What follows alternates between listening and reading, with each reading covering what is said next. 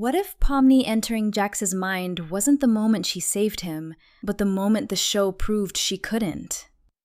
In episode 9, Pomni enters his mind after he abstracts and finds a purple room with 5 doors. One of them is blocked off completely. Not locked, not waiting for the right key, blocked. Like there is a part of Jax so buried, so protected, and so dangerous to touch that even his own mind refuses to let anyone enter. His mind isn't just showing Pomni what happened to him, it's showing her why reaching someone isn't the same thing as saving them. Because Pomni can find the door, she can open some of them, she can even reach the real Jax underneath everything, but she can't force him to come back from the inside. When Pomni opens the first door on the left, she doesn't see the memory exactly as it happened. Instead, she finds a distorted version of it, twisted from something real into something else, turning comfort into pressure and care into something that feels impossible to survive. After Ribbit abstracted, both Kaufmo and Ragatha tried to comfort Jax in their own way. They wanted him to know he wasn't alone. They wanted to be there for him. But the scene Pomni sees is completely different. Now it's not Kaufmo trying to support him after Ribbit abstracted, but a distorted version of Pomni after Ragatha abstracted, turning care into control and making herself the answer to his pain. She tells him, "And I'm the only person who can help you. You need me. I can fix you." And to Jax, it's the worst thing to say. It sounds like someone walking into the ugliest room in his mind and deciding they know what to do with it. Like someone getting too close, someone deciding they understand him, someone turning his grief into something they can solve. So he attacks. He pins her down. He chokes her. And when he lets go, he turns the violence into something cold and casual. "What? We can't die from oxygen deprivation, remember?" That moment is horrifying, but it doesn't exist just to remind us that Jax can be cruel. It shows us what he does when care gets too close. It rejects it, violently.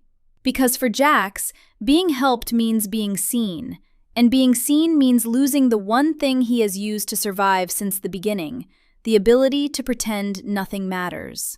That's why the doors in his mind are so important. They're not just twisted memories, they're defenses. Each one shows another version of Jax turning pain into performance, guilt into cruelty, and fear into a joke. The fake Jax's Pomni encounters aren't random.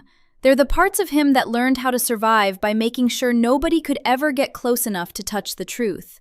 But the locked door is different. It hides Jax's real memories and experiences, his mistakes, the role he played in Ribbit's and Kaufmo's abstractions. It hides the part of him that knows Ribbit mattered, that knows Kaufmo mattered, the part that knows the people around him are real. Maybe he doesn't want to be the funny one anymore, but has no idea who he is without the mask. And Pomni keeps moving toward that part of him, towards the real Jax, because that's what Pomni does. She sees someone falling apart, and she runs toward them. Only, she doesn't understand at first that healing isn't just a matter of reaching the correct version of him, that if she finds the real Jax, everything else will collapse. Earlier in the episode, Kinger tells her, "We can't fix every problem, not with ourselves, not with the world around us, but we can still do what we can." That line becomes the key to everything that happens inside Jax's mind. Because Pomni isn't wrong to care, to try and reach out to Jax after everything. She pushes past all of his masks until she finally finds the person underneath. Someone who doesn't sound like the villain anymore. Someone who asks why anyone still cares about him. "You're not supposed to care. You're not supposed to miss me. You're not supposed to love me." That's the thing. It's not that nobody cared about him. It's that being cared for makes his whole defense system collapse. If everyone hates him, he can keep playing the monster. If everyone gives up on him, he can disappear believing that he deserved it. But Pomni caring anyway ruins that. It forces him to face the possibility that he's not beyond love. He's just terrified of it. That's why he says, "You're making this so much harder." It sounds like a person trying to vanish, suddenly forced to feel the hands reaching after him. And when he finally tells her, "It's too late. I did this to myself. There's no coming back from this." It's tragic. But finding the person inside is not the same thing as saving him. In any other show, a hug would fix everything. Pomni would reach him, forgive him, and love wins. But that's not what happens. Jax admits that he doesn't want to go, and despite Pomni holding on tightly, begging him to stay with her, he keeps breaking. Her refusal to let go is what makes her start to glitch too. It becomes dangerous because she has confused staying with someone with carrying them. The show draws a hard line there. Love can reach the door, but it can't walk through for someone else. You can offer a hand, but you can't make another person reach back. That's why the others pulling Pomni away isn't a failure of friendship.